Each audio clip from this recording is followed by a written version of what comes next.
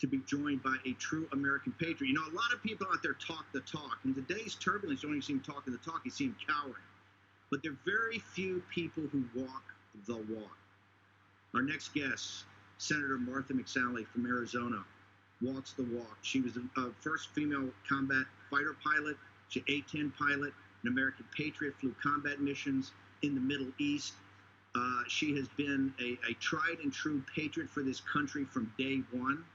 Her book, Dare to Fly, is about not giving up. What do we talk about? Grit, determination, indefatigability.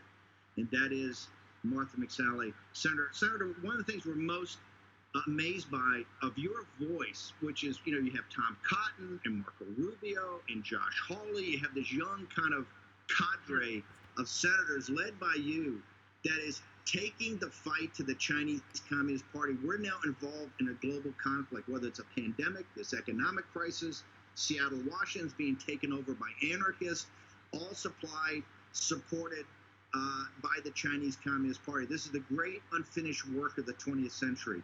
Talk to us about what's the centerpiece of your campaign, and particularly how you're comparing and contrasting your opponent. Well, thanks for having me on, Steve. And this is the biggest geopolitical threat of our adult life. And we've seen China on the rise now for the last several decades, fueled in part by failed policies, from the elite. And they've been cheating and stealing and continuing to build their military. But in this moment, I think Americans have woken up because they've unleashed the coronavirus on America, on the world. They're responsible for the deaths and the economic calamity. They're still covering up. They're lying about it. They've got a massive propaganda campaign. And I think this campaign from President Trump and then myself against Joe Biden and Mcsally for Senate is going to be, who do you trust to take on China, to stand up to China? And in my case, I am standing up to China. I'm confronting them. I'm holding them accountable, leading on legislation. They're actually threatening me personally, threatening to meddle in our election. And my opponent actually is doing business with them. He's got investments with them. They've got investments with him. And this is going to be consequential in our race. Listen, here's what I understand, and I'm not going after the patriotism of Captain Kelly. You know, he's a Navy aviator. My kid brother's an aviator. We have a lot of family out in Arizona. My kid brother lives out there. I'm a naval officer. My daughter's a West Point grad. You're one of the great, to me, heroes, particularly of females that have joined the military and made an impact in combat. But here's what stuns me about Kelly and Biden is that how can they possibly be in business? Tencent is known as a CCP-sponsored company. Okay, Kelly's got all these relationships with the CCP. Why are they not condemning?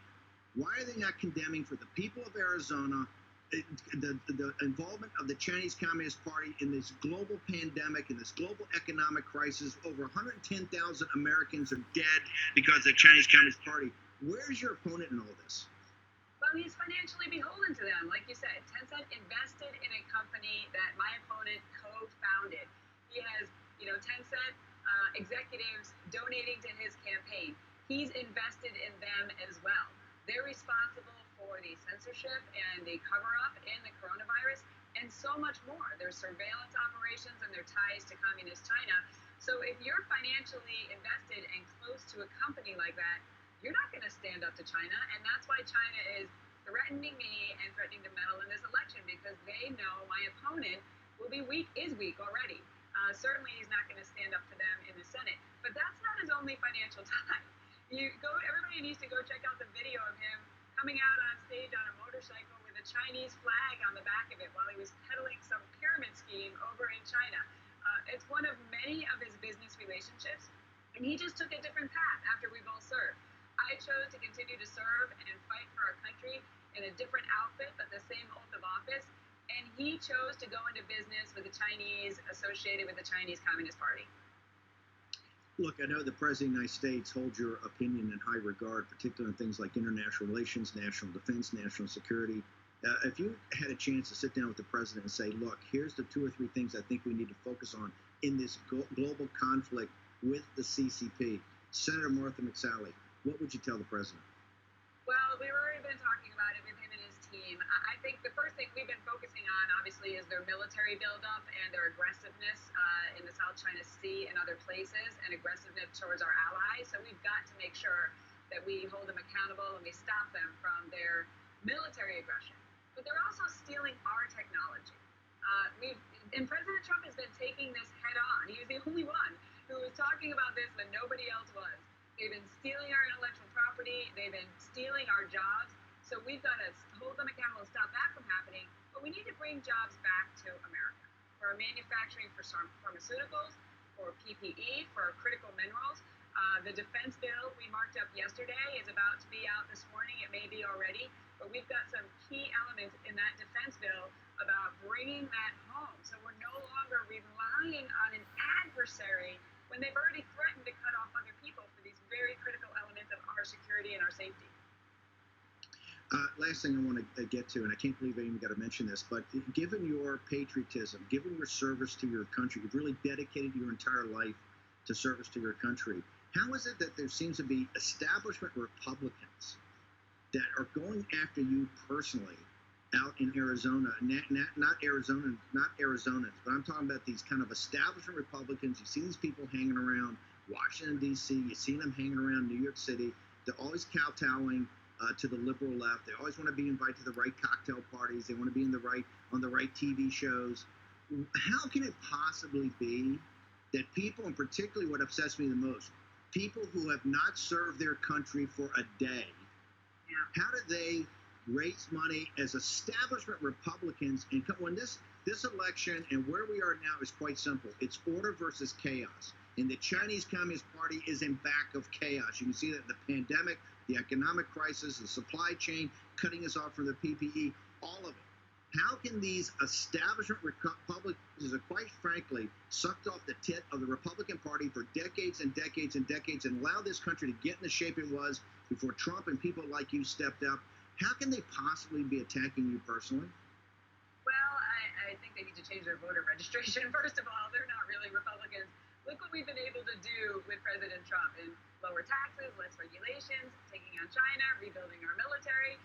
People are tired of the elite, as you said, that are telling them what to do, outsourcing American jobs, all while they benefit from a double standard. I mean, I've got legislation, lots of double standard legislation, right? Senators shouldn't get paid while the coronavirus relief bill was being held up. I believe there should be a lifetime ban on congressmen being able to lobby and senators after they leave. This is time for people to get off the sidelines, stop attacking each other, and if you care about our country, you care about our freedoms and our way of life, this is the most consequential election in our lifetime.